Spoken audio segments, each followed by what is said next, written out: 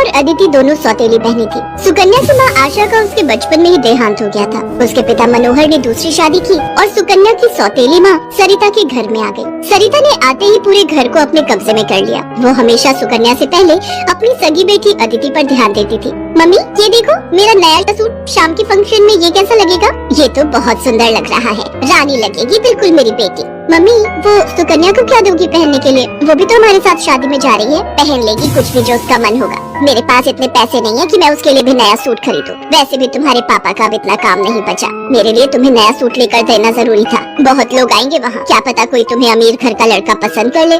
अरे सरिता, कभी कभी अपनी बड़ी बेटी सुकन्या के बारे में भी सोच लिया करो। वो बेचारी भी तो शादी लायक है।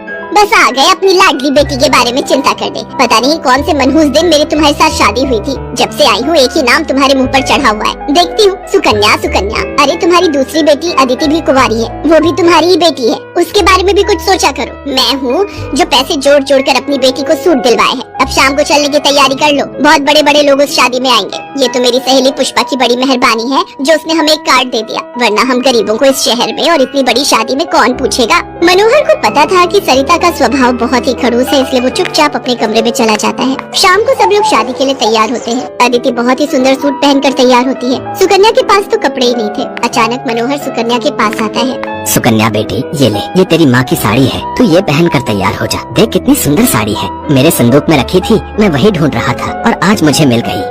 पिताजी ये माँ की साड़ी सचमुच, ये साड़ी तो बहुत सुंदर है। शुक्रिया पिताजी, आज आपने माँ की ये साड़ी देखकर मुझे बहुत खुशी दी है। हाँ बेटी, अब ये साड़ी पहनकर जल्दी से तैयार हो जा, देखना सबसे सुंदर लगेगी मेरी बेटिया।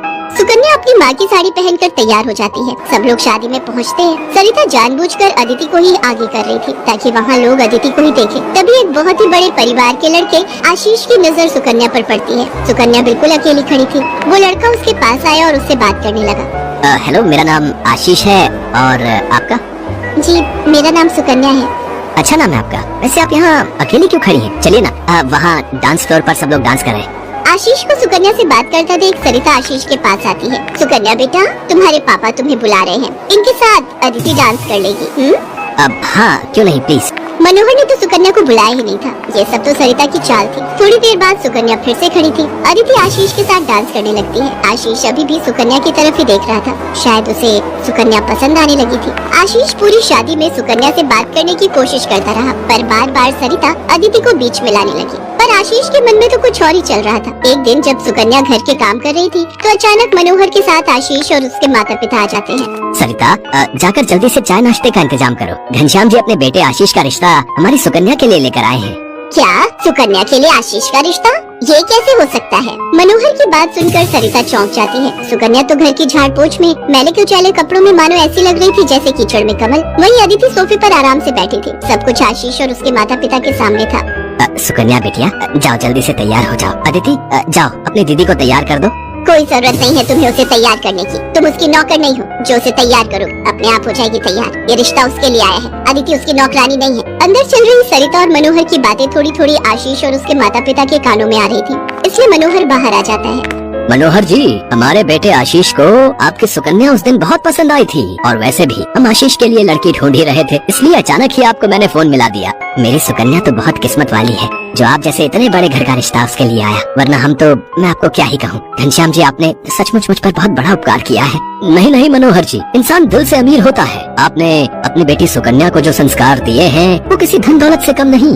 तभी सुकन्या चाय नाश्ता लेकर आ जाती है। सुकन्या का रिश्ता पक्का हो जाता है। भाई साहब, हमें आपकी सुकन्या बहुत पसंद है। हम तो जल्द से जल्द शादी करके सुकन्या को अपने घर की बहू बनाकर ले जाना चाहते हैं। बस आप शादी की तैयारियां कीजिए। आशीष के माता पिता के मुंह से ये बातें सुनकर मनोहर की खुशी का ठिकाना नहीं था। सुकन्या आज एक बहुत बड़े घर की बहू बनने जा रही थी। आशीष के माता पिता रिश्ता पक्का करके चले जाते हैं। कुछ दिनों बाद सुकन्या की शादी की तारीख निकल आती है। सरिता, मैं देख रहा हूँ जब से सुकन्या की शादी पक्की हुई है तुमने सुकन्या से बात तक करना छोड़ दिया है। ये ठीक नहीं।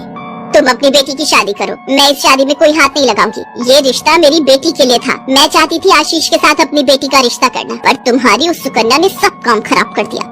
ये तुम गलत कह रही हो सरिता। सुकन्या के लिए आशीष के माता पिता खुद से रिश्ता लेकर आए हैं। तुम्हें तो खुश होना चाहिए। तुम क्यों सौतेलापन सुकन्या के साथ रख रही हो? तुम्हें तो उसकी सगी माँ बनकर उसे विदा करना चाहिए। मैं इसलिए तुम्हें उसकी माँ बनाकर लाया था, वरना क्या? क्या कहो तो मैं अभी ये घर छोड़कर चली जाती हूँ। बोलो। मनोहर की बात